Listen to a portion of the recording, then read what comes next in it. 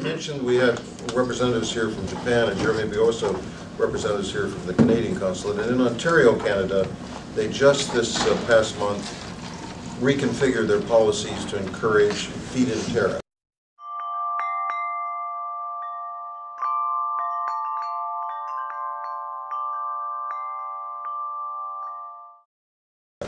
Try to get individual consumers in the marketplace to steer and innovate and incorporate innovations into the delivery of energy.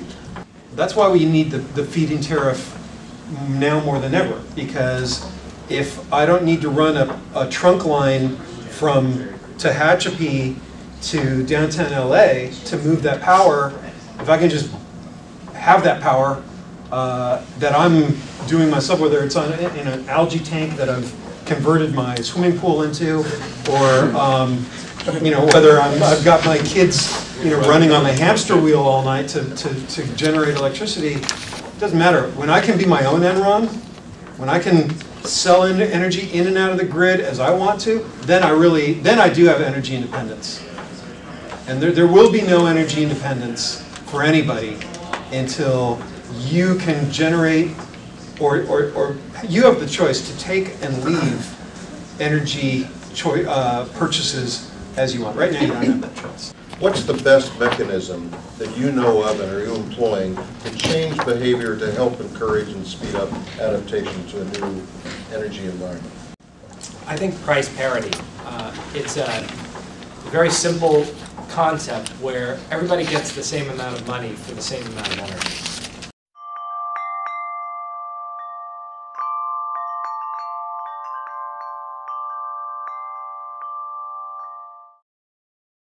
So if you have a home or business and you want to put solar panels on that home or business, and you want to sell that solar energy into the grid, you get exactly the same amount of money per kilowatt generated as the electricity company gets on a retail basis.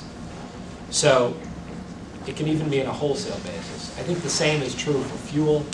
We have a very, very, very slanted subsidy mechanism for increasing and maintaining the supply of traditional fossil energy in the U.S.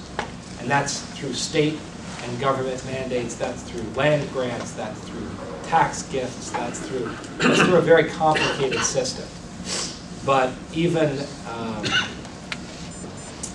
the larger laboratories that have studied this in the United States agree that if we were to create price parity across the board, green energy would be able to be competitive with fossil energy in a very short period of time. We're talking 24 to 48 months.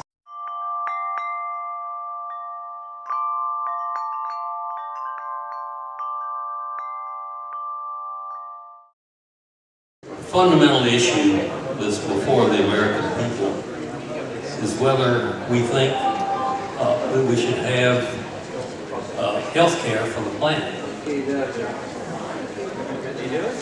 Everybody's making green speeches these days. And, they make them with great enthusiasm. But Tony Cardenas, a member of our council, the city council, put his finger right on the main issue. Somebody's got to tell the people the harsh truth that even 10-cent solar power is twice as expensive as 5-cent coal, and the rates will go up. And so you can't have it both ways. You can't be for green power and opposed to rate increases.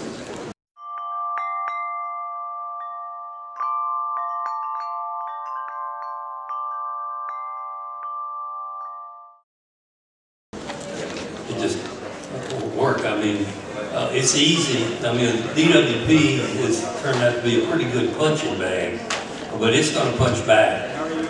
We deliver electricity 20% lower than the Edison company.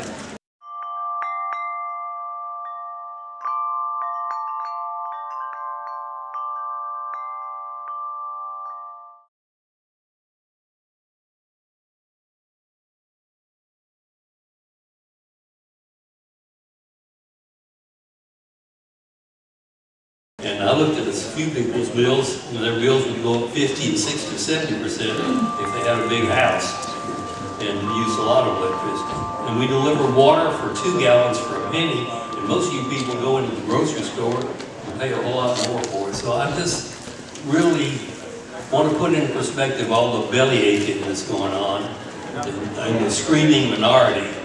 And I understand how they feel. Everybody in town's either out of work or fearful of being out of work, and they are rightfully angry.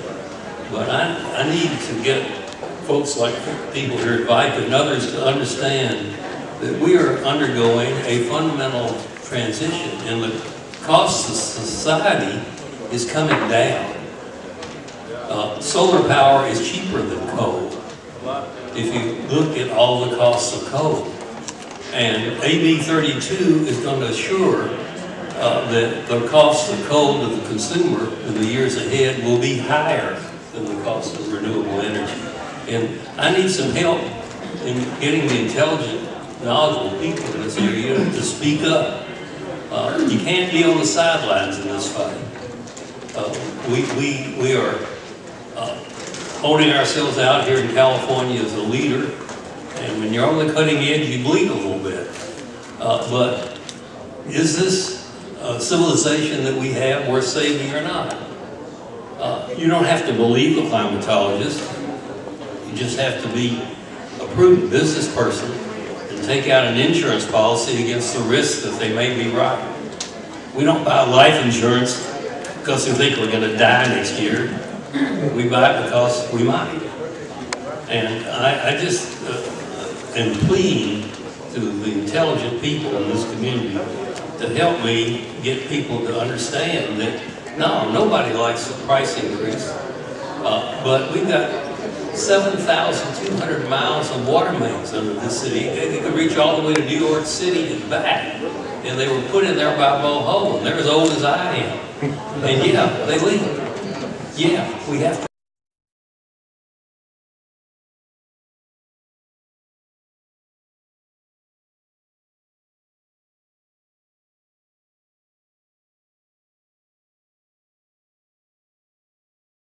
Replace it. Yes, that costs money.